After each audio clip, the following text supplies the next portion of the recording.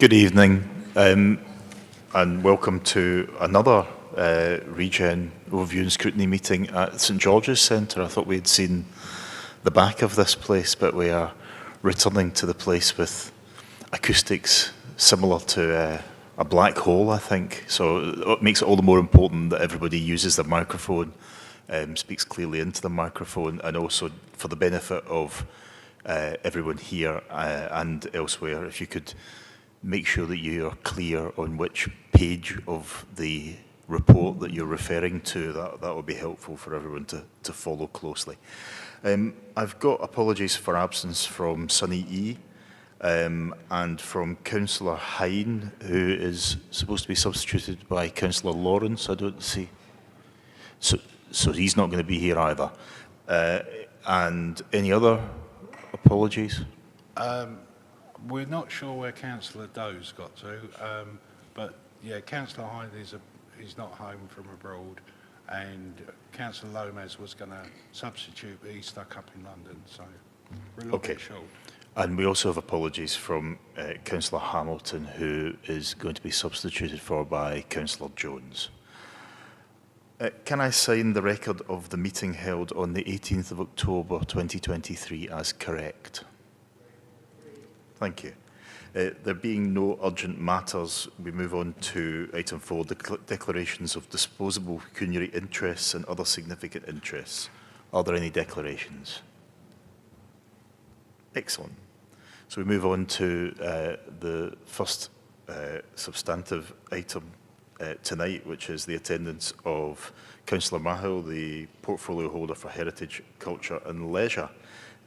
His report is on pages 11 to 14 of the agenda pack, and move to Councillor Mahill to introduce the item. Thank you, Chair, and thank you for inviting me to the committee. Delighted to have taken on a new portfolio for Heritage, Culture and Leisure. Firstly, I'd like to say thanks to the staff who have not only been very welcoming, but have sort of shown me every courtesy in getting to understand and getting to know the various aspects of the portfolio and all the services that are involved. So a big thanks to the staff for that. And thank you all for inviting me now for the sake of getting to the point and saving everyone's time.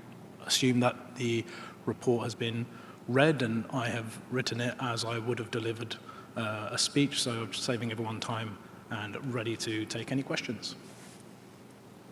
Thank you, Councillor Mahill. I'm grateful for your consideration there. Any member? Councillor Filmer. Yeah, thank you, Chair. Just one question. Does your portfolio cover the Christmas lighting? No, not quite. Not quite? No, it doesn't. Do you think there might have been a lesson learned regarding the Christmas lighting, that perhaps you should have spoke to our trusty contractors who are supporting us on this before we let the residents know there wouldn't be any lighting? Well, the portfolio doesn't cover Christmas lights, but if you did want me to discuss that, that was a decision that had to be taken within a particular time period. So any lessons learned, I think, were learned in the process, but actually I think the right decision was taken, and I think that will be sort of shown in the fullness of time. But like I said, it's not under my portfolio. Thank you. Yeah, I think we do have to stick to strictly the portfolio and what's in the report pack, but we will have the opportunity to question all the portfolio holders whose remit falls under this committee in due course. Councillor Etheridge. Thank you, Chairman. I have 3 quick questions, and I'll fire all 3 of it to you straight away. So on page 11, 2.1, and it's really in terms of the titles of the things you're looking to be the portfolio holder for. The first one is heritage. Most members here are fully aware that we had quite some significant finds during the archaeological dig at the new school in Strood, and yet as far as I'm aware, nobody, as a resident of Strood or any of the councillors, actually have been able to see those archaeological finds. I'm just Sorry, wondering. Chair, I'm having some real issue with, sorry, apologies, I'm having real issues with the audio. I can't actually make out the question. Are you able to bring the microphone a little bit closer, Councillor Etheridge? Thank you. Yes, it's in terms of heritage. Most members here and the general public are fully aware of the archaeological finds that were discovered during the search of the new school in Strood. And yet, to the best of my knowledge, no member of this council, elected members that is, and also residents have been unable to find when they're going to be displayed. So can you tell us, first of all, when you think that they will be displayed and where they will be displayed? So that's question one. Next one's under leisure and sports services. In late 2021 and early 2022, your group were quite vocal and passionate, dare I say, in terms of the upgrading and refurbishment of the sports centre at Who. I don't see anything that's coming forward in your report of when that is likely to occur. So perhaps you could give us a quick update on that as well, please. And my third and last question is in terms of libraries and community hubs. I'm fully aware that the community hub in Strood, although it had over £1 million spent on it, is not actually owned by the council, but is leased. And I'm just wondering when that lease runs out and what that means for that community hub. And if we'll have to be moved again. Thank you. Thank you for the question. I'll ask sort of some clarifying questions a bit later, especially on the heritage bit. With regard to the community hub and the particular date for the lease, I can get back to you on that and find out when that lease runs out. With regards to the sports centre in Who, there is, I believe, Section 106 funding that is being associated with Who. I think of the tune of around about 500,000, but if you give me one moment to just pick that up. Yep, so there will be Section 106 funding that will be split between Deangate and Strood Sports Centre. Who Sports Centre. So the refurbishment or the works on that are currently being planned out and being reviewed, and that will the split between the two sites will be upcoming. So that is something that we can feed back and let you know on that. With regards to the first question with the fines, the heritage fines. So when it comes to heritage, it's largely based on the ancient monuments that we do have control over and that we have been assigned to us. It's not so it doesn't extend to necessarily any sort of particular fines that we might have. I didn't quite make out what was actually found in the Strood site. So if you could just repeat that bit, that would be appreciated. Quite a number of Stone Age artefacts were found, and some of them the best preserved in UK. Okay. And although it was publicised quite well in the local press, none, as I say, no elected member or residents of Medway have actually been to view them, or we even know where they're held so they can view them. So I think it would be a shame, seeing as they're found in Medway, that they're not displayed in Medway and allow people to see them. Thank you so much, Doug. Made that out that time. So yeah, in terms of heritage, it's really listed down to the ancient monuments that we control, such as Rochester Castle, Upnor Castle, and others, Temple Manor. But I can look into sort of the finds that were found, and we can see if there's anything that we can do as a council to help facilitate that. Thank you. Thank you. Councillor Cook. Thank you very much. Thank you for the report. Really exciting, and I guess for all of us as residents of Medway, there's so much in here that we've been personally involved in and been able to access. The parts that really jumped out to me that I wanted to ask more on was section 3.7 and 3.8. Talking about Lordswood Library and then about the performances, and really with the question of inclusion. So I just wanted to celebrate the Lordswood Library hub. It's obviously very near my ward, and have used that personally, and I know that others have really appreciated that. There's been a real accessibility about that hub in terms of the books there, in terms of their treatment of young people with additional needs. It's been fantastic. And seeing again that in 3.8 there's a particular focus there on opportunity for people with learning difficulties to access particular parts of the offer. I just wanted to celebrate that. And just to sort of ask about that thread throughout the offer and where opportunities are for inclusion across all of the parts of our offering in Medway, and just to ask for a little bit more around accessibility and inclusion. Thank you. Thank you so much. No, you're absolutely right to note that. It is something that is worth celebrating, the fact that when we do get a chance to upgrade, refit, or provide a completely new facility, that we get the chance to actually bring them up to code and bring them up to a standard where we are including everyone's ability, everyone's access, and that is something that we were able to do with Lordswood Community Hub.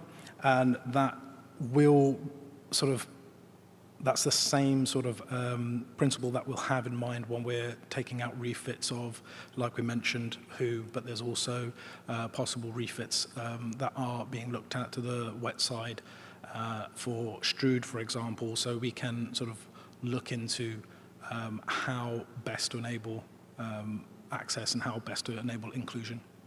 Thank you. Councillor Fern. Yep, thank you, Chair, and thank you, Harry, for your report, and hope you've enjoyed your first 6 months as the portfolio holder. So sections 3.3 to 3.5 I sort of wanted to focus on, really. You mentioned that some of these ancient monuments and listed buildings are the reason that people visit Medway. I absolutely 100% agree. Also, 3.5, the 18 festivals, which have reached out to 250,000 people. Do you have, what assurances can you give us that you won't cut these festivals going forward? You know, I know not part of your portfolio, as you said, but Councillor Filmer mentioned the Christmas lights, and we've heard of other sort of threats of cuts due to budgetary pressures. So what sort of assurances can you give us that these festivals will remain into 2024? So thank you for your question, Councillor Fern. We're absolutely right that the ancient monuments do provide a sort of anchoring, something that people will want to come and see, and that really does open up the rest of Medway. But it's not just the ancient monuments that people should be coming to Medway for. There's also a larger cultural offer. There's a destination, a cultural destination that we need to sort of expand for Medway, and part of that is providing a really strong festival program in line with what you have there in 3.5, I believe you said. However, as you said, and as is noted in the report and throughout, there are budgetary constraints that exist, and that is something that we're looking at. So it's under review at the moment, and it's not something that that will have much detail currently, because it's something that we're exploring. I'll just come back for a second. So is there any assurances that you can give us as the portfolio holder that you'll push for those festivals to happen again next year and going forward? Councillor, let me be absolutely clear. For me, the cultural offer that Medway has, and the cultural offer that is expressed through the festivals, absolutely sort of underpin sort of the cultural regeneration part of Medway, the plan of cultural regeneration for Medway. So be rest assured that I'll be fighting hard to protect all the various offers that we have, and festivals included. But as every other portfolio holder will tell you, we're under considerable financial pressure, as is every other council up and down the country. It's on the news every day. So we're having to look at everything. Thank you. Councillor Sands.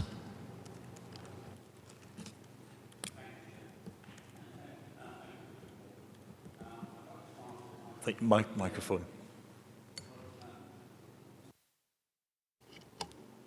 Thank you. Yeah, item 311. And in that, you talk about the 5 sports centres. You have Who Sports Centre amongst that.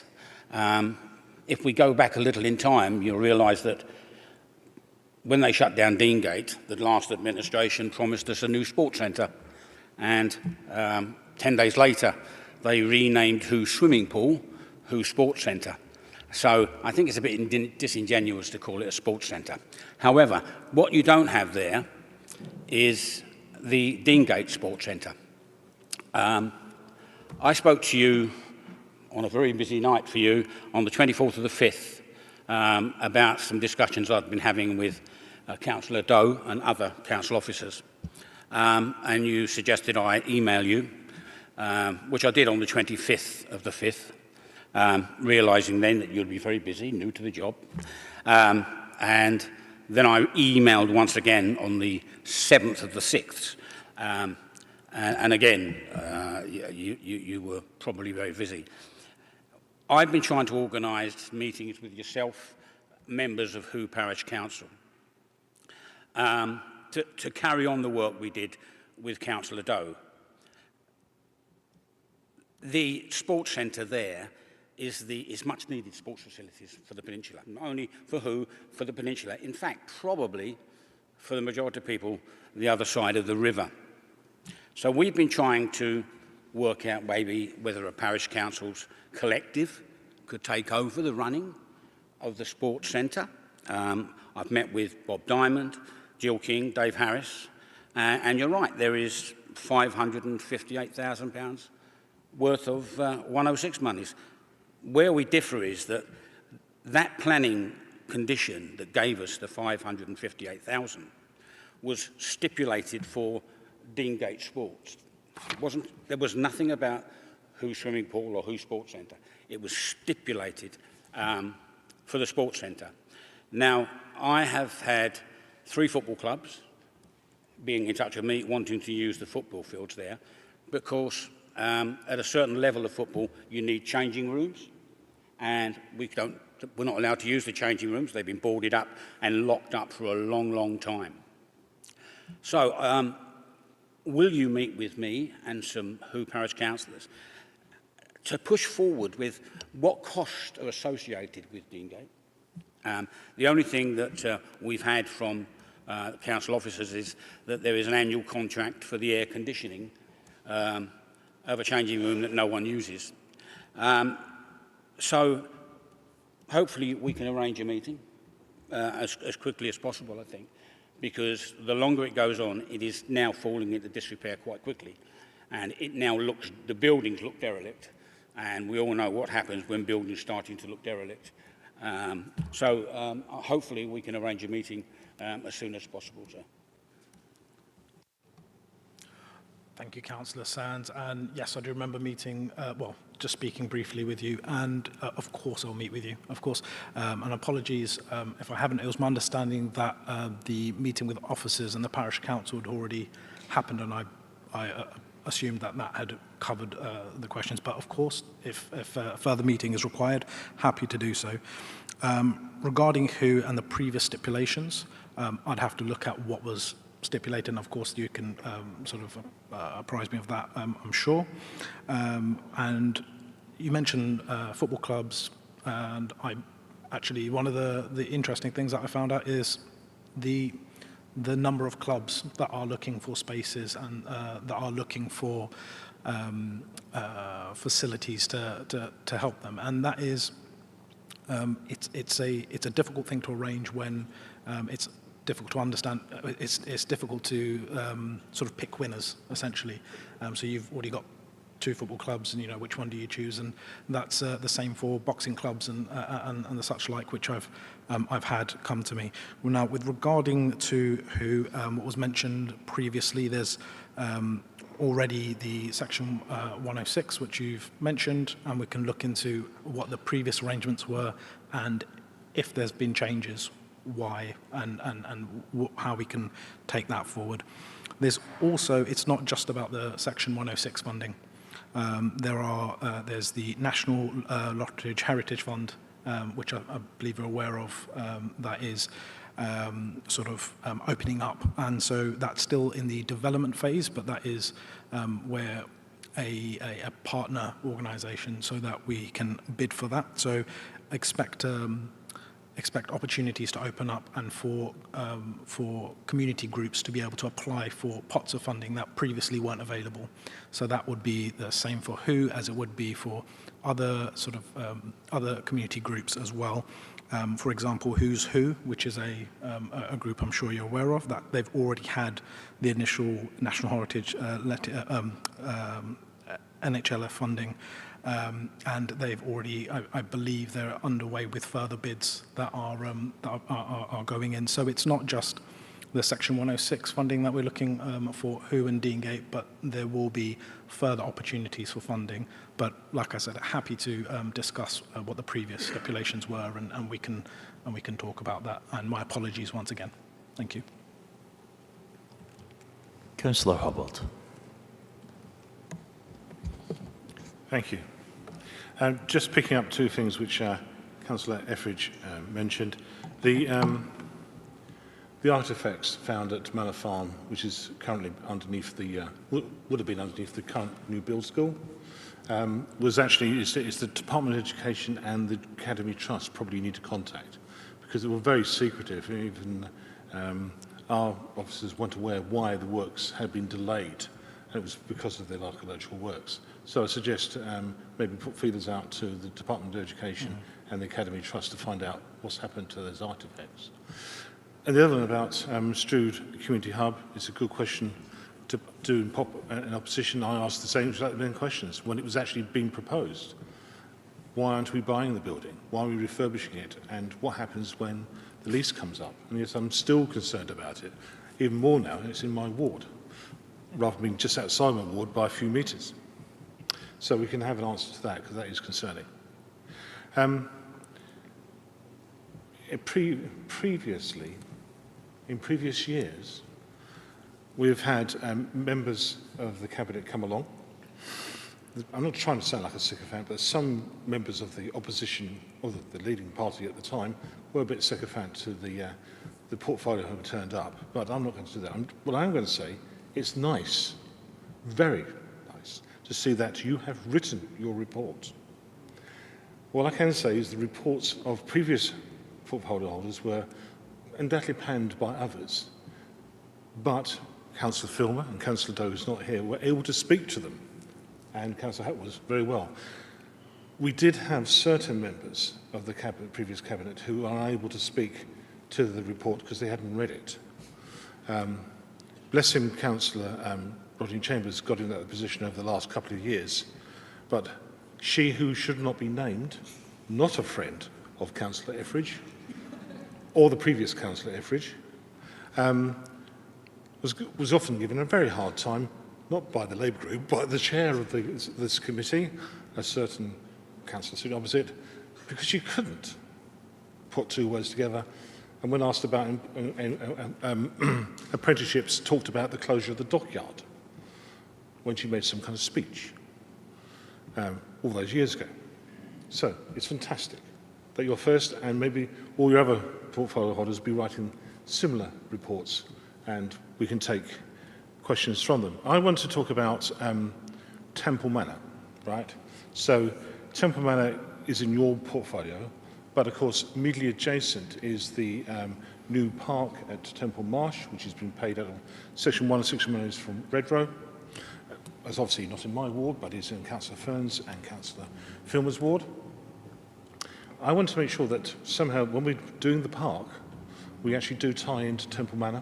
So we actually have linkages between the new park and the manor. Also, we're getting the Strood Community Trail leaflet redone, reissued. It's going to have an internal bit of heritage around the town centre, but we're going to link it from Temple Marsh. The moment it goes to Temple Manor, it kind of dies there. Then we're going to link it from Temple Manor into the Temple Marsh and back up to the entrance to Ranscombe Farm at the end of Bly Way. So I want to be able so that you could be working with your fellow portfolio holder, Councillor Curry, about trying to deliver something that is going to be something substantial, not just for the emerging community of the Temple Marsh, but to the greater Strood as well. So people have an opportunity to explore. Temple Manor is kind of hidden. You know, it is hidden, actually, but it needs to come out, and that linkage into the new housing nearby will be of great benefit. So, any comment on that?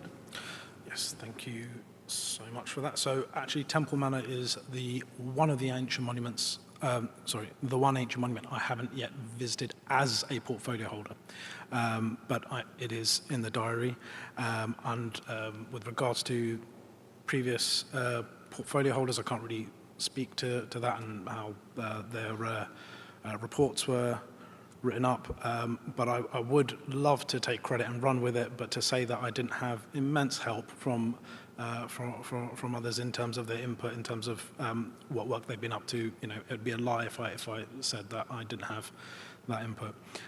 So with regards to, going back to Temple Manor, I think it's a fantastic idea to tie in community trails and to do that, not just in Temple Manor actually, but across Medway, and having a look and a refresh at the trails that we have, which I don't think are particularly rationalised. I think there's been I think, you know, some go back to, you know, previous sort of council before Medway Council, so you can still see old signs up.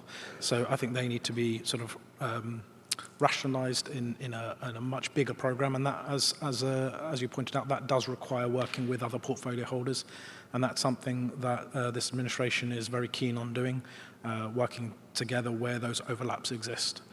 So I'm very happy to do that. I'm very happy to take any advice and sort of use your knowledge about, let me say, extensive knowledge about Strood, and figure out the best way to link the sort of the emerging sort of context around the Temple Marsh area and the developments, and linking it with the heritage assets behind, but also if there are ways to link that even further back, all the way, if you could go to the green spaces up to the top end of Strood West as well as Strood North. So I think there's a lot of work to be done, but I'm more than happy to look into that and work with people. Thank you. Yeah, thanks. Because the Strood Community Trail starts off at the entrance to Ransom Farm under the M2, and then travels through Strood West into Strood North, into Finsbury, and then down to the town centre, but terminated at Temple Manor because you couldn't get across through Temple Marsh. With the Red Road development, it means it's opened up that opportunity to take a round trail. The trail is some years old. You know, if you go on the council website and you tap in Strood Community Trail, it will come up with the original leaflet. It's there, but it needs to be revisited. And yeah, if you could work with Councillor Curry, that'd be fantastic. No, more than happy to, and it speaks to a wider sort of programme as well about linking the various parts of Medway up as much as we can through walking and active transport, and not just active travel. So not just using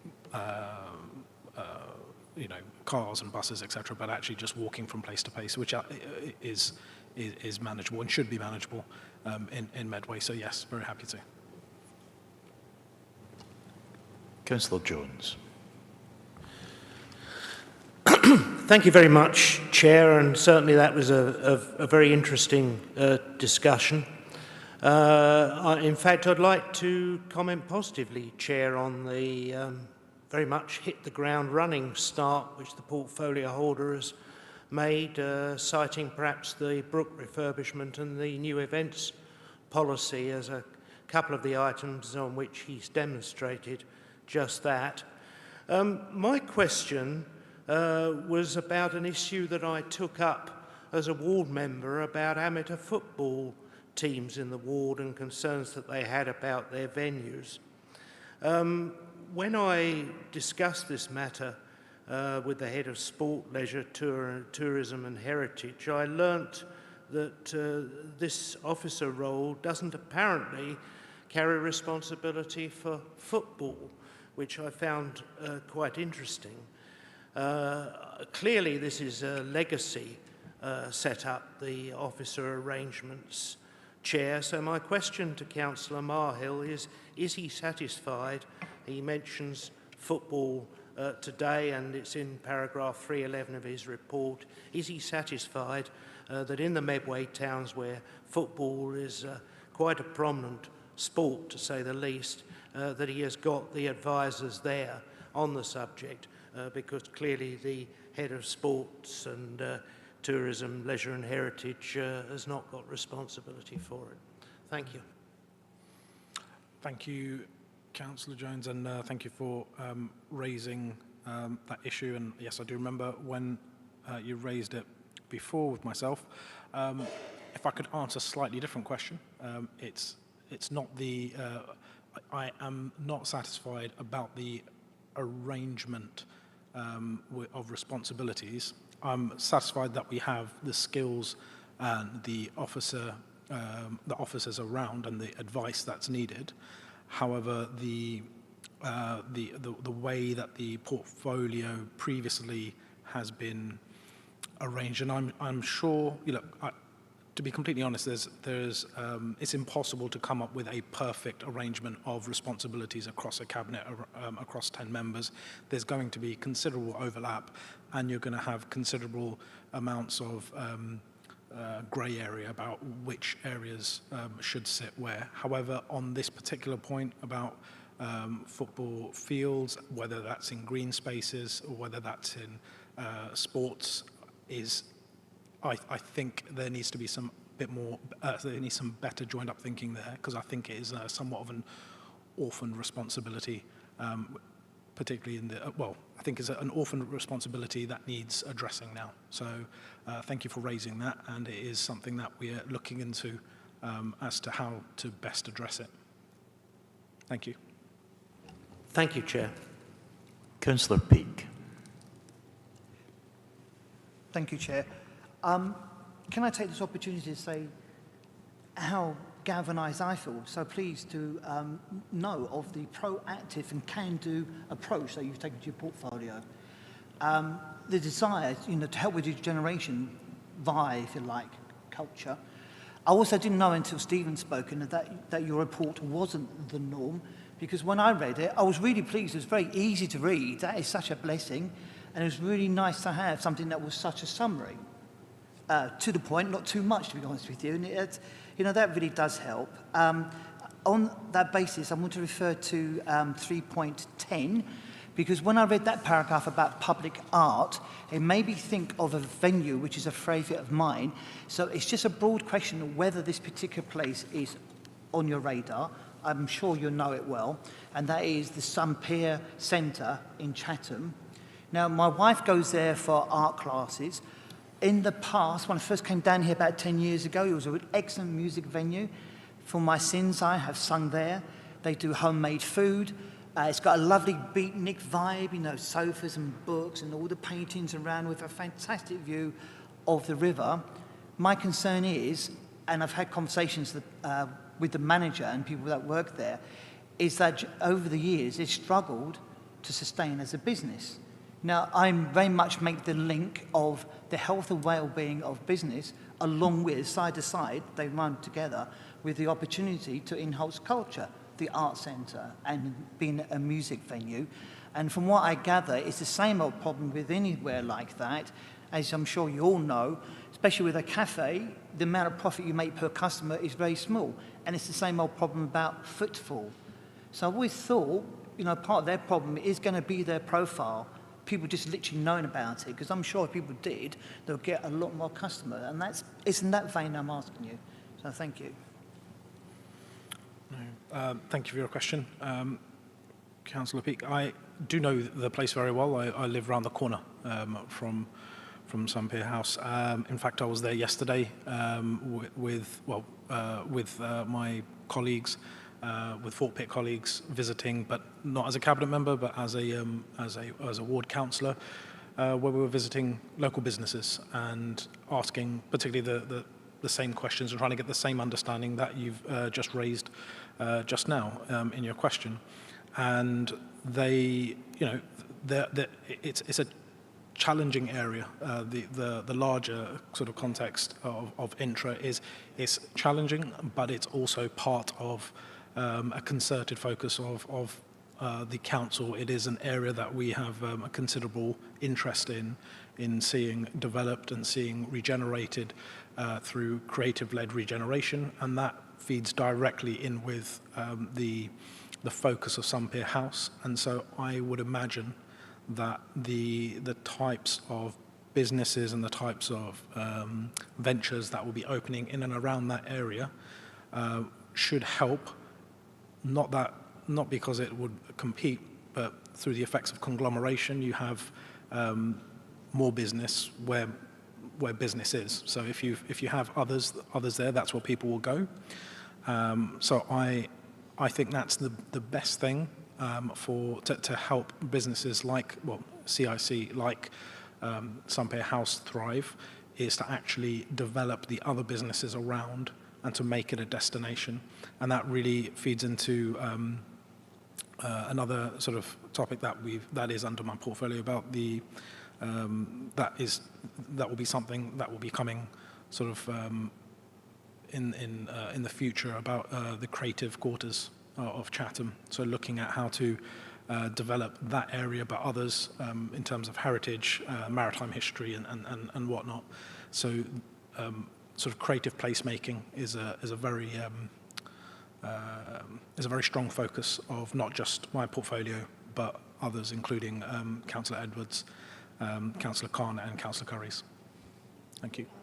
Can I just, obviously parking at the moment is an issue there, but can I say I'm really pleased with that answer, because that's one of the areas about competition, isn't it? You may think if there were more businesses there thriving and connecting up with the plans for intra, more competition, but actually competition itself can be galvanising, and if it becomes a go-to place. So I'm really pleased with your answer. Thank you. It's a standard economic understanding of called conglomeration. It works well. Councillor Field. Thank you, Chair. Thank you, Councillor Mayhill, for your attendance tonight and for your comprehensive report. It's really good to see that. With the appointment of the new Foreign Secretary this week, I'm reminded that we have seen a 91% cut in revenue support since 2010. Now, obviously, we're going to be looking at our budgets over the next few years. So speaking to sections 3.6 and 3.7, I'm really pleased to see the progress in terms of our libraries and community hubs. What I would be interested in is some kind of assurance about how, when we're going through this difficult budgeting process, how we're going to protect these assets and make sure people can access those services when we're going to have a number of difficult decisions to go ahead. And also, a second question as well would be, we're heading towards winter, and we know that many people in Medway, many of our residents are going to be suffering from fuel poverty. And sadly will be unable to heat their homes. I was just wondering, is there any thought about how we could use your assets, particularly libraries and community hubs, but there may be other assets in your portfolio, to provide heat banks for residents who might have difficulty in affording to heat their homes? Thank you, Councillor Field. So I understand heat banks were something that were looked at previously. As to where that is now and whether that is a consideration, that's something we can definitely look at. With regards to the importance of protecting these services, it's my number one priority to be able to protect as much as we can. And although we're going through and we're taking difficult decisions where they need to be taken, that has to be balanced with what it is that we stand to lose with each and every decision. None of us sort of came into politics to want to cut things and call it efficiencies. That's not what we're here for. At least not myself. But I do take your point about the importance of these facilities, because they're not just facilities, as you pointed out. They can be used for heat banks, they can be used for information, they can be used for socialising, they can be used for all sorts of other things, not least the delivery as delivery vehicles and delivery points for our services. So in terms of protecting them, that's my priority in terms of what is it that we can protect and how we can protect it. That's the exercise that we're all going through currently. Thank you. If it's all right, I'll pick up on a few points that I've written down myself. Unhelpfully, in the age of the paperless meeting, my computer has suddenly decided to do a restart, which is now 7% of its way through an update. Hopefully, I've scribbled down the right points in the report to refer back to. So maybe just to pick up on Councillor Field's discussion about libraries, so I think it was at 3.5. You're talking about the 99% satisfaction rating. Do you have any more information? I don't think I've missed it in the report around sort of more general usage figures for our libraries, and particularly I'm sort of aware that since the pandemic, usage patterns may or may not have changed. Do we have any information on that basis? And I'll come back with my other points separately, if that's all right. Of course, of course. So usage hasn't completely recovered. So it's somewhat lower than 2019, but it is increasing. It is increasing. It's close to pre-pandemic now. And really, that is a coordinated approach, and that really testament goes to the staff who have done a fantastic job at trying to sort of reinvigorate and get our services back up and running. And they've the summer reading challenge, for example, was very successful with I think a completion rate. I think it was something just over 70%. So that shows there's some real effort there. Also, I think what has helped is and this is a national thing, but also it's been grappled with quite seriously here locally. The shift in how libraries are being used is quite important and to look at, and it has been looked at closely here. So, for example, the acquisition of Borrow Box, where you can digitally borrow and acquire books is something that's really helped. So a big shout out to the staff for getting our services back up and running to the levels almost to pre-pandemic levels. And you talk about satisfaction levels, they are they don't really dip below 95%. So the last 2 quarters have been 98.9 and 99.5%. So we have some fantastic libraries, and even with the shutting down of Lordswood and reopening, we still managed to get close to pre-pandemic. So I expect it to be increasing over time, especially with as other services roll out. For example, mobile, green and mobile library borrowing options. Thank you. Okay, my second question is going back to a point that was touched on by Councillor Fern at the start of the meeting, and it's around the sort of approach going forward to events and festivals. So I think I'm right in saying it's at 4.5, if I've written this down correctly. Was that page 17 of the report? 4.5. You talk about the fact that the services that you look after, important as they are, and they are essentially the things that add value to the necessities of life, but they're not statutory services. They are the sort of things that are face the full impact of cash shortages, and so the assurance that I'm perhaps looking for is that we will also look at these festivals and events in the round and make sure that they're all washing their face. Because I've spoken at this committee years ago on the issue of castle concerts, not now something that falls under your portfolio, but we had a situation where over a course of 10 years, they were subsidised to the tune of £1 million over that period. And actually, you know, when you look at it now in the context of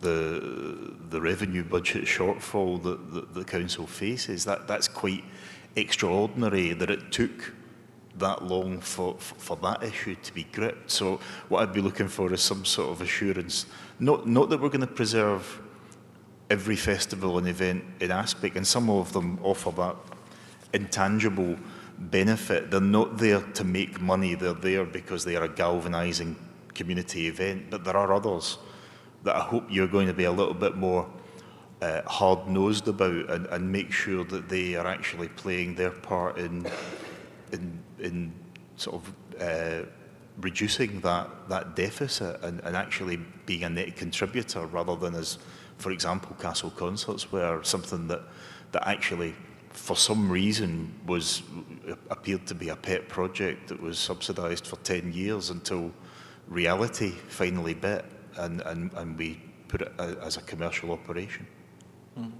No, thank you for that question. And you know, rest assured that isn't just an approach that's taken just in the sort of in the round for festivals. It's the approach that's being taken across the board. So this is something where we're looking at, if you sort of have a read of the other bits where I'll talk about the sports centres, about how the plan here is to make them self-sufficient, essentially, make them run as almost like as going concerns, at least washing their face. So having to look at what sort of decisions will be needed, what would that service look like to sort of provide that in for sports centres, and what does that mean for festivals? And look, festivals can make a loss for a while to get them going, get the popularity of a festival up and running. But as you said, 10 years after a festival, you know, is being subsidised to the tune of £1 million, that's you know, what that speaks to is a little bit of stagnation, where you have to actually look at sort of what your offer is and is there a better way of doing this? So I'll be asking myself that question with each of the festivals, because there's a great variability in the number of visitors and the broad appeal and the narrow appeal of all of these festivals. So they all need to be looked at, and they all need to be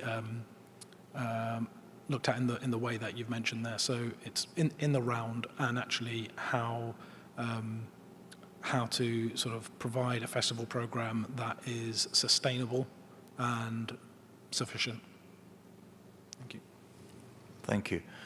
Any other member at this stage? I think we've exhausted all the questions. In which case, just one thing I might ask that might be helpful before I go to the Vice Chair.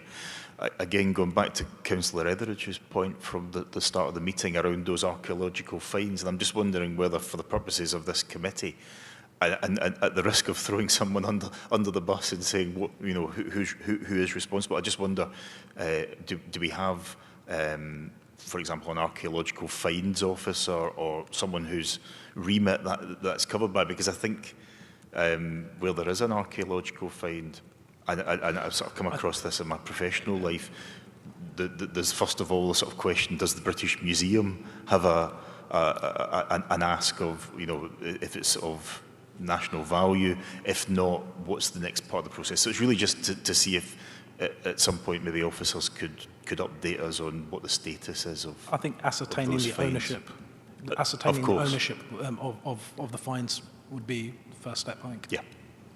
Thank you. In which case, Vice Chair. Thank you, Chair. The committee is asked to note the report. Is that agreed? I think we also wanted to just get that update on the expiry of the lease on the Strood hub as well. Is that? Yeah. Can we note that as well? Okay. The committee is asked to note the report and would seek an update on the lease of the Strood Community Hub. Is that agreed? Can somebody second it? Agreed. Thank you. Thank you very much, Councillor Mahill. I think you have answered all the questions very extensively. Thank you very much for your time.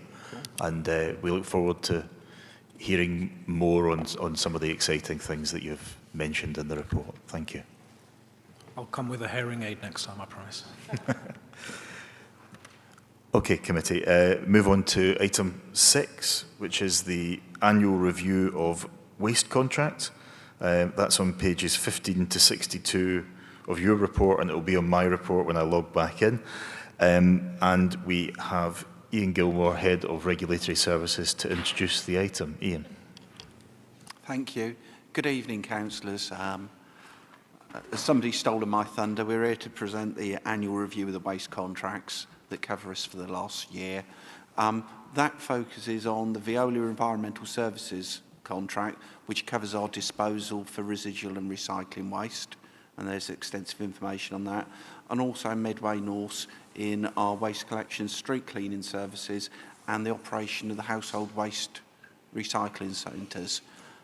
The report is fairly comprehensive, and it gives an indication of the complexity and the huge amount of work that goes on behind delivering these services.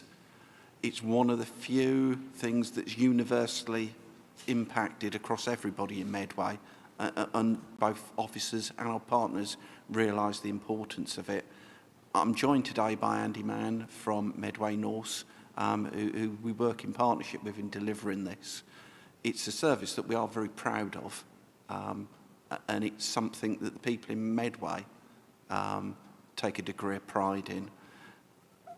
I'll happily answer any questions you have on the report and try and clarify this. I'd only add one other thing, and it's to kind of recognise that in this report there's an awful lot of hard work by the people who deliver these frontline services in often not the nicest of situations, and I just ask that we recognise the work that goes on in delivering these services. If you have any questions, I'm sure we'll both answer them, won't we, Andy? We'll give it a go. Thanks, Ian. Any member? Councillor Nestorov. Good evening. I just wanted to ask about the bulky item collection. Last time I tried to book a bulky item collection, it gave me a date 3 months of the date that I'm booking. So I was just hoping if you can tell us if there's any way to address that to minimize the time of collection. Okay. Thanks, Councillor. With our free bulky waste collection, it is indeed very popular. Sadly, I'm unable to kind of help you because the resources are all booked up. It's used, and the finances that go behind in delivering that are consumed in that process. So I genuinely wish there was a way that we could provide more, but that service is on that first come, first served basis. Do you want to come back, Councillor Nestorov? Yes. I just wanted to ask, because the process of booking itself, it's a bit complicated. You have to specify exactly what item do you have to dispose of, and sometimes it could be hard to think 3 months in advance what kind of item you're going to have to dispose of. So maybe can we make the booking website a bit easier in some manner? That's okay. In the collection of the waste, there's quite strict rules. A thing called a POP, which is an organic pollutant, and 3P suites. There's a necessity of isolating certain waste streams and booking it. So it does have to be a fairly formal process to make sure we maximise that collection process. But it's certainly something that I'll personally look at, and I'll speak with officers. And if there is any way we can make it simpler, but it's about managing those waste streams, and so that we maximise that process and make it as efficient as possible. If I could just add, the other complication, as Ian refers to, the POPs piece, there is a need to make sure it's now very much all in separate vehicles. historically, we've had the ability to do collections and actually commingle some of the recycling items that we pick up from a bulky collection.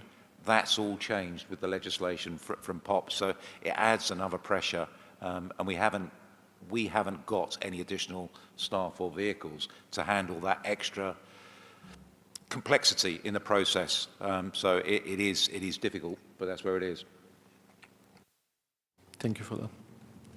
Just on that point, because what I'm always concerned about is that, you know, our processes are sort of one size fits all, but sometimes one size doesn't fit all. And certainly I've got a lot of residents in my ward who live in flats where there is no scope to sort of stick the broken fridge down the side of the house or whatever other people might do to cope.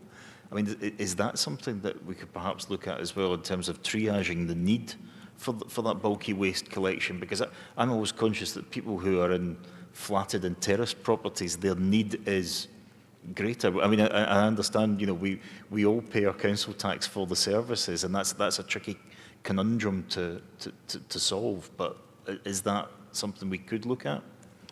It's certainly something that can be considered. As you said, it's very, very hard with a local authority that often has a one-size-fits-all solution. And that's been amplified with the idea of free bulkies. We've got an even more popular situation. It's hard immediately for me to come up with a clever idea that would answer that, but I'll certainly take it away and try and have a think. Thank you. Councillor Fern.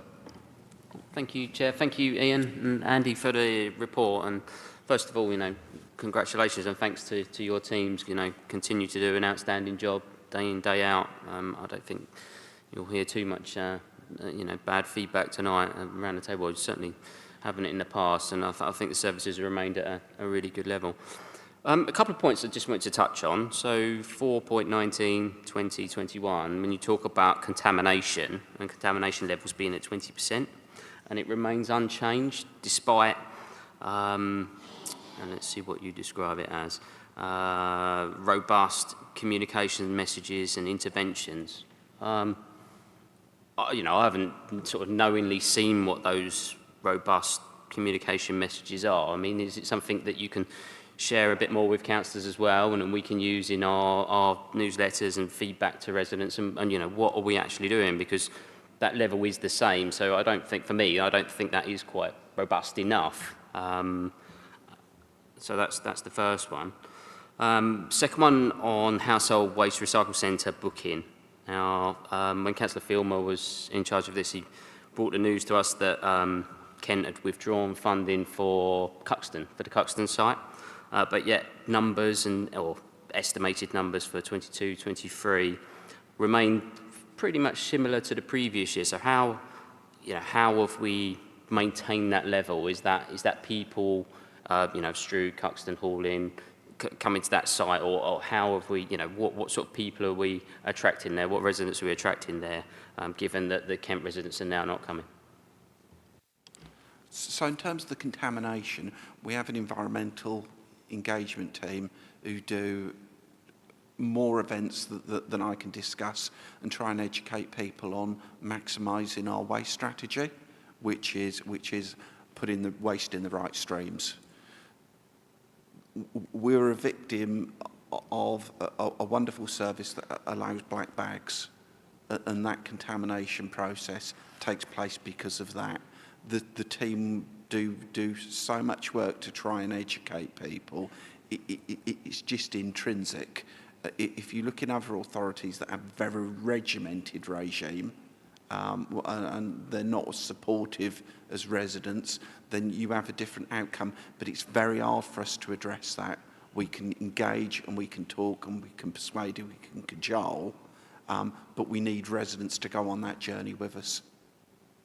And it is immensely hard, and it's very frustrating for us. It's frustrating for the waste services that work in partnership with us, because we end up with commodities in the wrong place.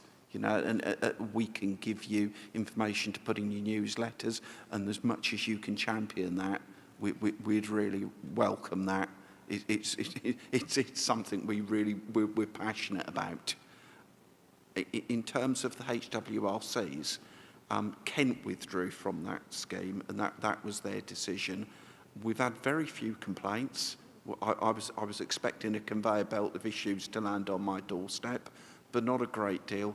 They've got some new, Kent have some new facilities that people in the, I guess it's Snodland would be the next side, have diverted to, and the capacity that's been in those sites through the booking system has largely been taken up by our own residents.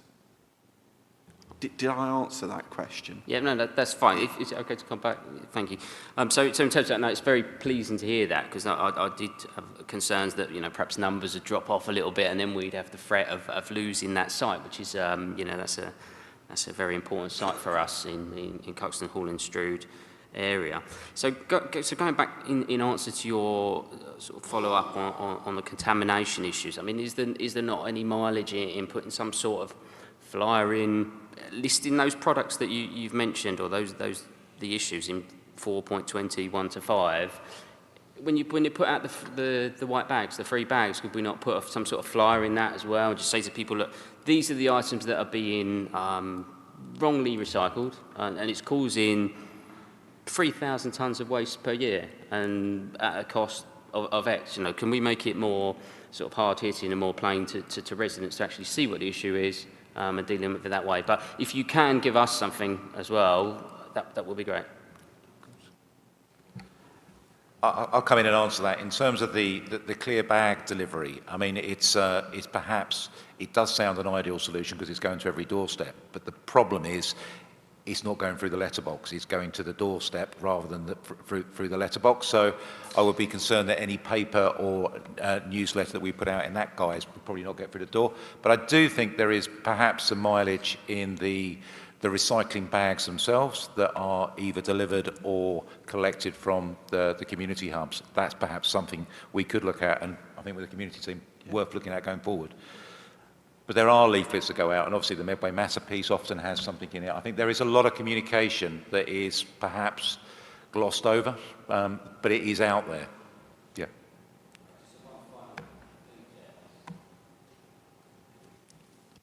Yeah, just one final thing. So for me, I just don't think we do enough. I don't think we do enough, and we're not helping ourselves enough on that. I get what you're saying, and I don't want to be critical of either of your teams, because I think you do an absolutely fantastic job. But let's help ourselves, and let's try a different approach.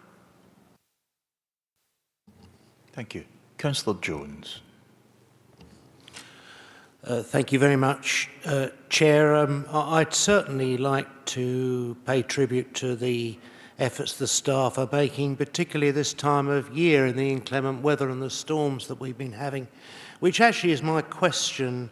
The banner headline of paragraph 3, waste recycling collection, street cleansing. How are we organised at this time of year in terms of street cleansing, where the normal sort of rubbish which is left on the streets and litter and dogs' excrement is added to by piles of wet leaves? Have we got a plan to sort of tackle this over and above the normal weekly service that streets might expect?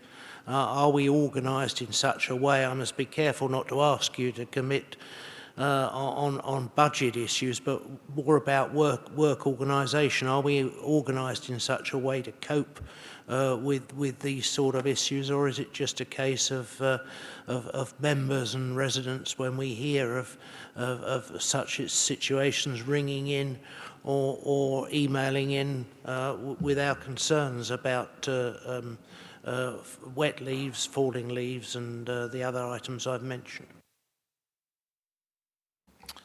I'll answer that, Councillor Jones. So in terms of, yes, you're absolutely right. This time of year is always a challenge with the leaves on the ground for the guys sweeping up and clearing the streets. This year, we've actually kind of restructured our team slightly and put in place one of our supervisors to actually target specifically the leaf clear-up piece. And we've also, in the last 12 months, taken on a new machine. It's called a multi-hog, but which actually manages to get on a number of the footpaths and locations around the towns that previously we would have had to hand sweep. That is having quite an impact this year, we feel, but actually it's as always, it's a seasonal, it's a weird one in terms of when the leaves are falling. I mean, I've just turned up tonight and the car park outside here is full of leaves. A week ago, there were no leaves on the floor. It's just kind of reacting to it with whatever plan we have is more difficult than it might realise, because it happens very quickly. But we've got the machinery in place. We have a supervisor to direct leaf clearing teams. And actually, from a street cleansing point of view, this is the waste feedback, but we also kind of supplement, drop in and out with some of our grounds teams whilst we're not cutting grass, because we don't need to be. They're also assisting with the leaf clearance piece. That's one of the great advantages of having the broader team sitting under the Medway North portfolio. But notwithstanding that, if members have concerns, if they contact us, we're mindful that we need as much information about the situation out there, so as not to discourage anybody reporting issues to us. Thanks through the chair to both of you. Thank Councillor Filmer. Yeah, thank you, Chair. And thank you, Ian, for bringing this report. I know how many people are actually involved with the waste, and I personally like to thank them on behalf of the residents, from the guys in your team, Andy's team. Don't forget poor old Veolia down at the centre down at Whitewall Road, especially Christmas time when there's piles of rubbish there like you wouldn't believe, and it gets to a very busy time. I know the service we give is probably one of the best in the country, as I've said this for years, but the satisfaction with our waste collection is second to none. I've always championed the waste contract, and long may it continue. One of the concerns that I always had when I was on the board of Norse was about the continuation of the contract. Could you tell me if it has been sorted out now? Thanks, Councillor Filmer. As you'll appreciate, the report is about the performance of a contract, and the kind of signatories to that. We've signed the agreement that sits under it that manages the waste element to Andy and I. I'm lucky to say that the decisions about the wider Norse contract and their signing probably go above my pay grade, but I can certainly find you a written response and we can give you an update on that. Yeah, I'd be grateful for that, because obviously that would have ramifications on the service that's given to the residents in Medway. Regarding the legislation, I mean, we're all suffering, anyone who's in construction and sort of that sort of work, the way the legislation's been changed, or what you can put in skips and what you've got to collect separately. But one of the good things in the legislation that's coming through regarding the food waste, fortunately we had the foresight to actually put the food waste in with the green waste, and we're okay on that. So, you know, from an administration point of view, that's going to save us an awful lot of money. So long may it continue. No, thanks, Councillor Filmer.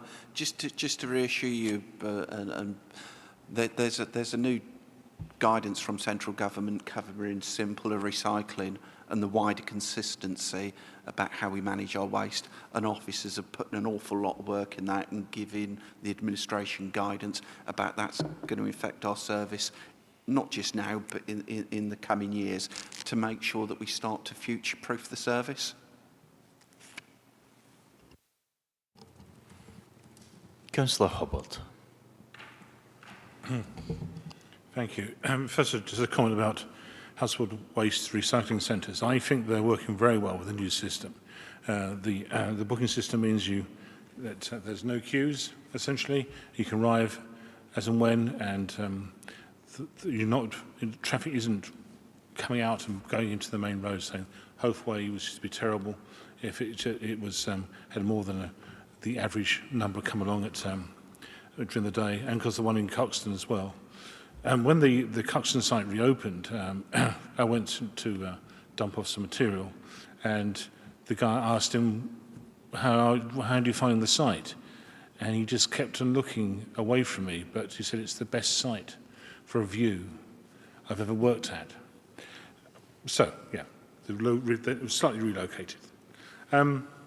So, Ian, beginning of last year, just after the Christmas pickup in January, we had a little walk around my ward. I took you to a sort of Bingham Road area, and we talked about the quality of street cleaning for streets which are mainly terraced, high numbers of people, maybe some parked cars, but the street cleaning is not as good as I would like to see. And as I used to say that Councillor Etheridge is a constituent of mine, and his street is always clean. And it's nothing to do with him being chair of this committee, because he's no longer the chair of the committee. I just realised it's just better served. But it's just the fact the higher the number of properties, the greater the number of refuge, street litter. And I gave you a map, didn't I, showing you, rather than taking you around all the ward, to all the road streets that were similar to the ones I showed you, I want to add to that list, because my ward has changed. It's now including the bit which is in True Town Centre, which is Smith Street, Road Street. And I thought I had some of the worst streets in my ward. Now, I didn't realise they were actually in True South. And now I've got them in mind, and they're particularly bad. So my question to you, Ian, and to Andy is, how do you think you are tackling the issue of street cleaning, where it's high intensity, high number of people living? You know, per metre, they're paying more in council tax than the average streets which have leased housing on. So, but that's where the litter is, and it's you know, ever present. You know, it's nothing to do with just the litter bag on a Friday breaking open. It's the fact it's there all the time, and it's the fact that sometimes it's too much for our wonderful street sweepers to pick it up. So, have you reviewed those streets I gave you, and do you think that you're doing, Andy, do you think that you're doing the service that I think my residents across my ward should have?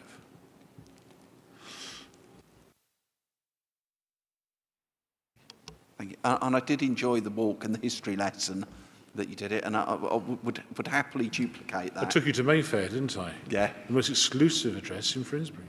To do. It's not to deny the challenge that those areas present us, and that's for a multitude of reasons. We do focus on them, not only with the waste service, but also with the enforcement services that also sit under me, to make sure the street scene team are involved in there, items are removed, to discourage that clustering of litter, and to do it, and it remains a challenge. We put it on the schedules, it's reviewed by the monitoring team, and we follow a process. And you know, genuinely we try to deliver a good service. Sometimes, you know, that's found wanting, and that's to the annoyance of both Andy and I. When people report those issues, we'll go and deal with it. I also have a team of monitoring officers. I have the street scene team, the environmental engagement team, and there are our eyes and ears. We've done some of the things where you mentioned to me in the alleyways. We've used the community payback scheme to do work in those. We are reliant sometimes on people drawing these things to our attention. I think we do a good job. Would I like it to be better? Yes, of course. I don't know if there's anything you'd add, Andy? No, I'd just add, I think and I remember very well your walk around with Ian, because we came back and had some of the ramifications of the walk. So it was fed back to us. But we tweaked the cleansing regimes to follow far closer. And from that respect, I think that's probably as much with the resource we have we can do to get as close to collection, waste collection and street cleansing, to try to minimise and try to clear the streets as quickly as we possibly can. We're doing that, and actually are regularly audited against that.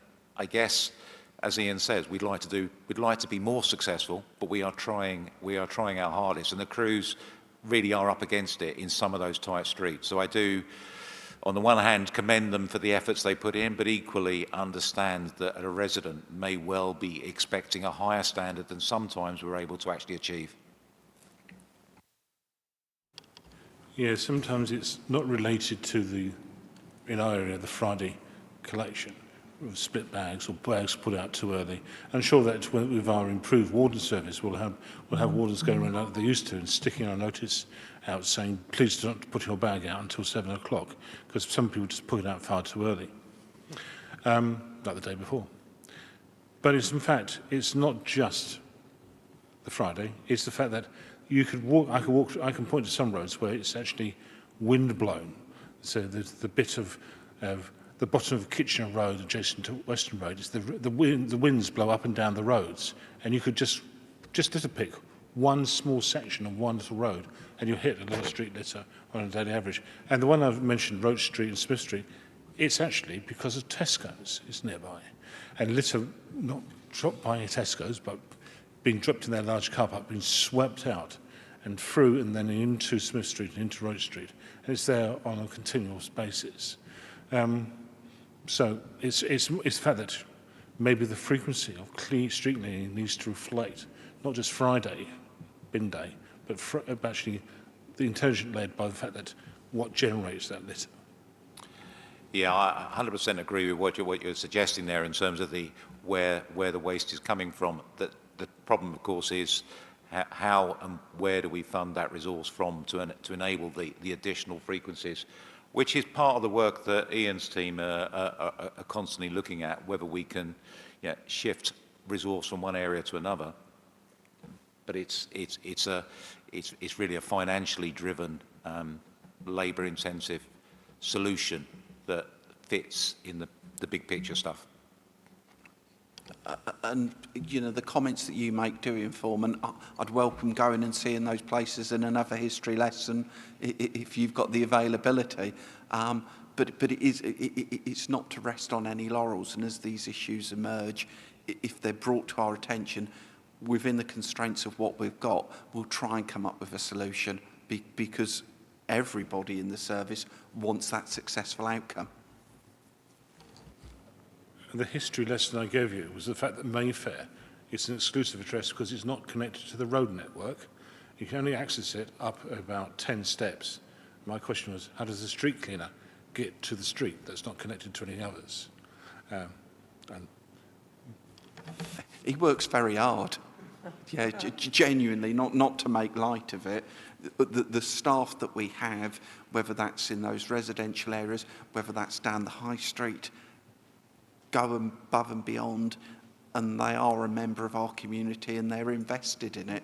And so it goes back to what I was saying to begin with. It's important that we recognise these things aren't in isolation. Like you, I know you do, we value them. If there is a walk and a history lesson, I'll join the next one, please. I'll take you to Mayfair. I'll spare Vice Chair the complication of arranging those during the meeting, so I'll leave members and officers to arrange their own history walks with Councillor Hubbard. Councillor Field. Thank you, and may I say, I have had the pleasure of my ward colleagues' history walks as well, and I can recommend Mayfair, particularly beautiful at this time of year. I just wanted to go to Appendix 2, and there's a section on vehicles. Obviously, we've had some good news that the Cabinet has recently approved the procurement of new vehicles, and it is encouraging that we've got a more forward-looking approach towards procurement. I think there's just one point. There's a couple of points I want to go on this, and I think firstly is around safety. Looking at page 44, for instance, actually, well, disconcerting that there have been a number of collisions and crashes. I'm not sure that we should be using the term accidents if we're looking at road safety. And it's good to note that we need to do better, and that's part of the procurement. I just wanted to just firstly on that, just ask whether what vehicle standards we're looking at. Are we looking at, particularly I'm aware that the 4 standard is used for Transport for London, and that's particularly looking at visibility of vulnerable road users, making sure that drivers, because in particular refuse vehicles can be quite a cause of fatal and severe collisions. And we're looking to make sure that as we procure new vehicles, we're getting better vision for their drivers, because if they can have better vehicle design, they have less risk of causing that. So I just wanted to get reassurances of that in collisions. And also in terms of the second point on that procurement is around air quality of those vehicles and making sure that we've got suitable, I'm not sure whether Euro 6 or Euro 7, what the Euro standards are for refuse vehicles, but making sure that we're using procurement to make sure that we're doing good both on accident, collision reduction and improving air quality.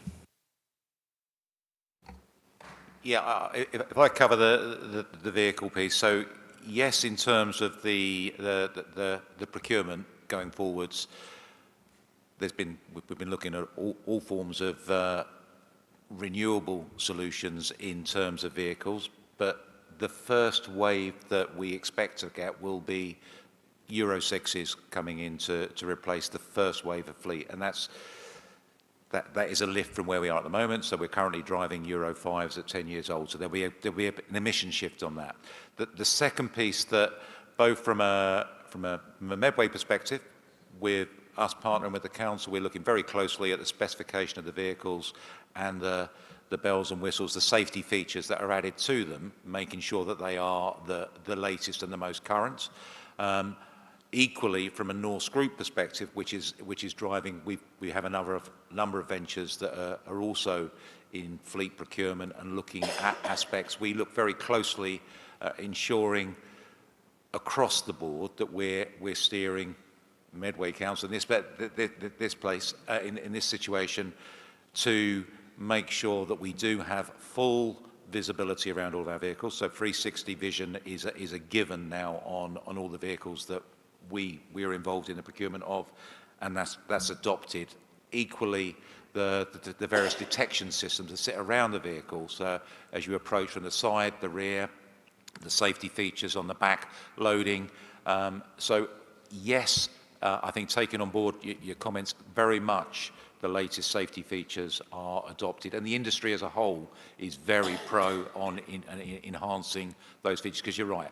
We're in such close proximity so much of the time with members of the public as well as operators. It's just one thing as well to reassure you. In the procurement process, we're doing it with the portfolio, who's Councillor Curry, and you know that the idea of air quality and maximising that minimising the environmental impact of that service is always paramount. Thanks. Yeah, it's good to hear. I suppose as well as vehicles, also the other thing is also training and investing in professional development of our drivers as well. Is that part very active? You know, making sure that drivers have upskilled on avoiding collisions and crashes. Yeah, I mean we have a very active training program for all of the Waste staff in terms of the regular toolbox talks, the regular refresher, the industry-driven latest updates, so the WISH guidance that comes out, particularly for drivers of vehicles and how to approach various aspects, come out seasonally. They're all briefed out to the guys. Every driver has an annual reassessment to ensure that they're still driving to a good and safe standard. So we do as much as we possibly can. If anyone's got any ideas, we'll take that on board and see what else we can do as well. But it's a focus we have, and certainly at contract meetings, it's a regular conversation point in terms of where we are with the training and development of staff. Sorry, and it's not to be complacent, but when you read the report and you see the magnitude of collections that go on in Medway with the geographic streets that we've got, we're very fortunate to have some really great operatives that work in really difficult situations. Thank you very much, and again, I want to echo your praise towards our operatives and making sure, that the committee, I'm sure many members will be here just to praise their professionalism and their dedication to making our streets not only clean but also safe as well. Yes, I think certainly we'd appreciate you passing on thanks of all members for the work that's done by staff who are doing a job that some people would find unpleasant. They do it in all weathers, and it's a tribute to them that they have such high satisfaction rates from our residents as well. Councillor Cook. Thank you very much. Chair, 2 questions, one being briefer than the other, if that's okay. The brief question is one that's been raised quite a lot of times by my residents, which I suspect we talk about a lot, which is black bins and the question of black bins versus black sacks and rubbish on the streets and that kind of question and where that discussion goes. The longer question is particularly keen to explore more around page 41 and 42, looking at that same appendix around recruitment and retention, which again I suspect is a massive question for you in your operational work. And we've just heard there about the specifics of the skill set. For example, in operatives, there's some statistics here around, for example, agency staff, temporary to permanent. I'm guessing that comes with additional cost of transferring an agency staff to becoming a permanent member of staff. I can see here, that you're sort of rightly celebrating that we've got these high figures, as the Chair's just said. So obviously, the service is happening, but that must be a constant pressure. And is there more that can be done, and can you explain more about what is being done to ensure that we're not kind of wasting money on agency staff and that we're doing everything we can to have permanent staff? Thank you. Yeah, in terms of that conundrum of containerising waste and black bags, that's something we take a steer from the administration, and on the service that they want is the one that we'll deliver, and we'll deliver as professionally as possible. I've got officers who'd be only too happy to adopt the most environmentally and efficient service going, but that's a compromise, and we deliver the best service within the parameters that we're given. I will briefly tread on Andy's toes.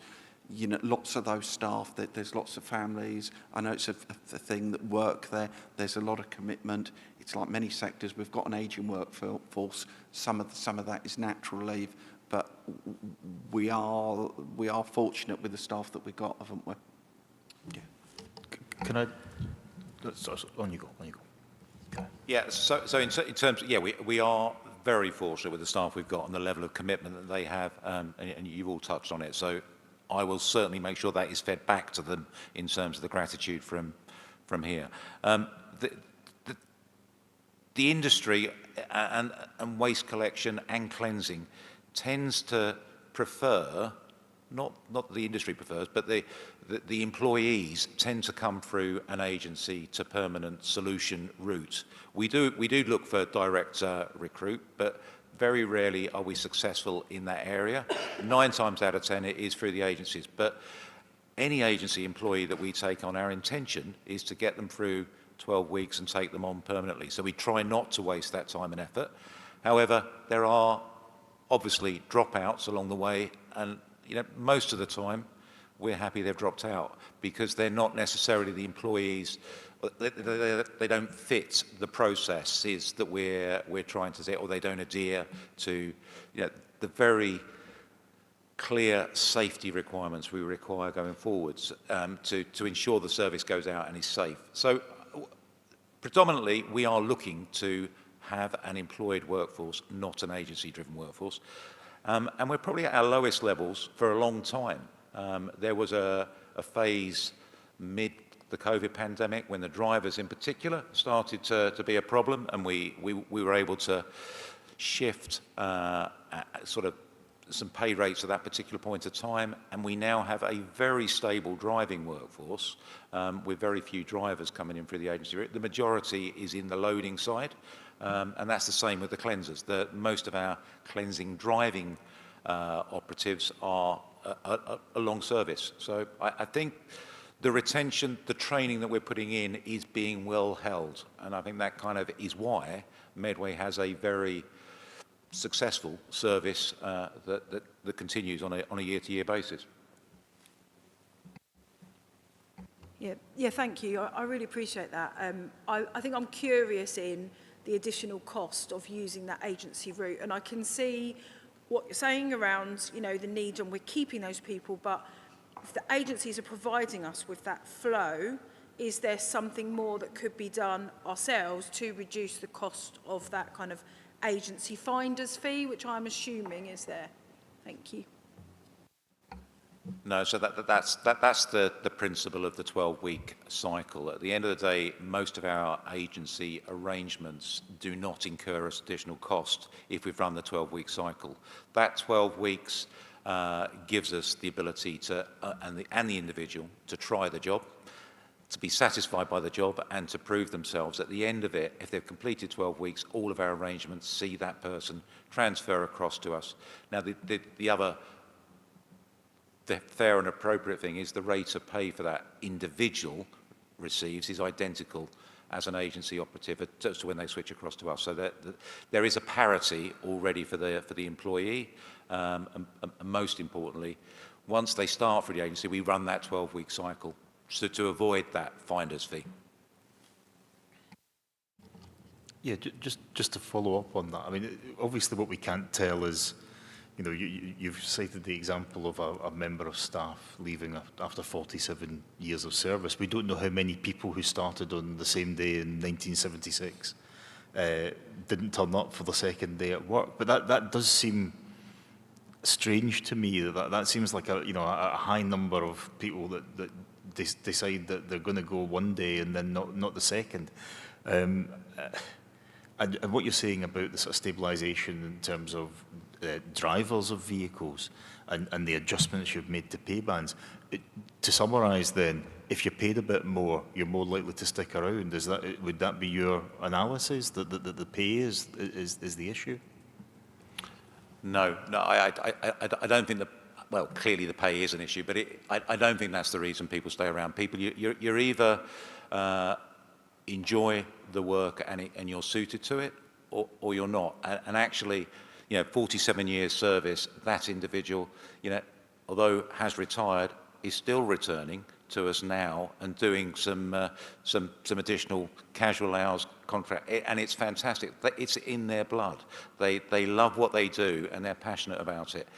And I think it's that passion that you either have or you don't. And those people that don't turn up on day 2, 3, or 4 haven't got it. And I think that's a good thing. The fact that they're able to recognise that and walk away is probably better than... We rarely send people away. It is normally the individual that moves himself away from the process. Thank you. Councillor Nesterov. Thank you, Chair. First, I want to say I'm very happy to see that Medway North is working with Gillingham Street Angels to reuse unwanted items. And I'm really happy that you are trying to find new and creative ways to recycle. And we should all take this example. Now, my question is about the table on page 54. Is it 54? About the efficiency.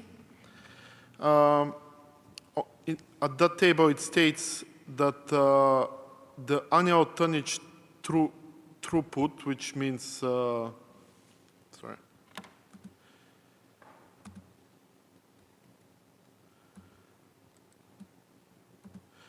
the annual tonnage process target for the last 12 months was 30,000 tons, and we've done only 15,000 tons, so basically half.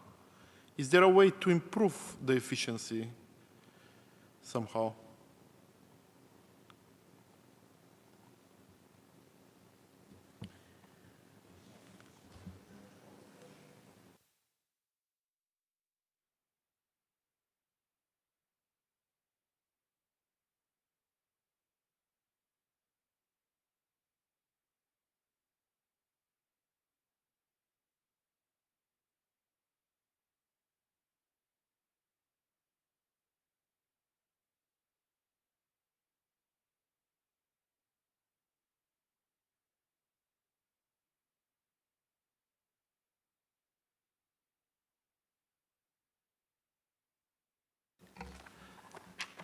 I think it's a cracking question. We're struggling with the table ourselves.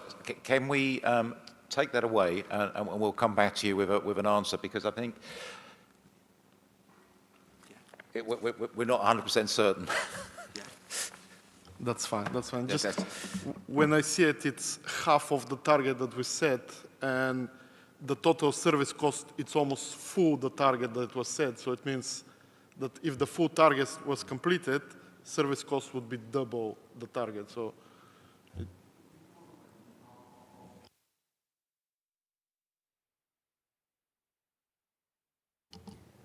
Yeah, I'm happy that we get the right answer rather than a fast answer. So yeah, that would be appreciated. Any other member?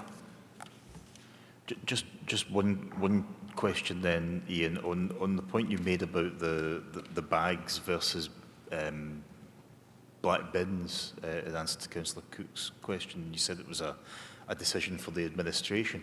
I'm just interested to know to what extent the administration has flexibility in that, in terms of obviously purchasing new vehicles. Are they flexible enough to adapt to a different method of collection? So are we buying new bin lorries which could either have bags thrown in the back or for example, black wheelie bins? Yeah, absolutely. Yeah. So in terms of the purchase bin lorry specification, it will take either. That won't be a problem. I think the will, from an operative's perspective, the one thing I will point out is that a containerised bin solution and loading is a considerably slower and more onerous task than black bag chucking in the back of the vehicle. So there are implications around the whole time frame, the number of vehicles you need, the number of staff. So it's a big ticket item to discuss. But of course, we're ready and more than willing to discuss that item. But the fleet that is being purchased, once it's finally specified, will be suitable for either. Sorry, and just to say, in doing that, to reassure Councillor Field, that's being done using an electrical system, so it minimises the emissions on all of those ancillary things. Councillor Hubbard sneaking in under the bar. Warning from history, having been involved in discussions about black bags or black bins in the past, it's not just the speed of collection, it's actually where do you store the bin. So in lots of streets in my ward, either don't have any front gardens or have very little, and it's about the storage, and then it's about the environmental look of the street with bins and brown bins. So in my own street, I have a brown wheelie bin, but the houses opposite do not, because they're up steps. So yeah, it's not a straight answer. If we had uniform housing, then we could have a uniform service. Yeah, absolutely. That was sort of my question in terms of that flexibility. Is there an adaptable service? But yeah, that's noted. Vice Chair, do you have a proposal? Of course, Chair. Thank you, Chair. The committee is asked to note the content of this report, including the annual service reports and other briefings set out in appendices 1 through 5. That will include a briefing note on the performance against KPI, specifically the issue that Councillor Nesteroff raised around recycle tonnage targets and costs. Have I got a second? Is that seconded?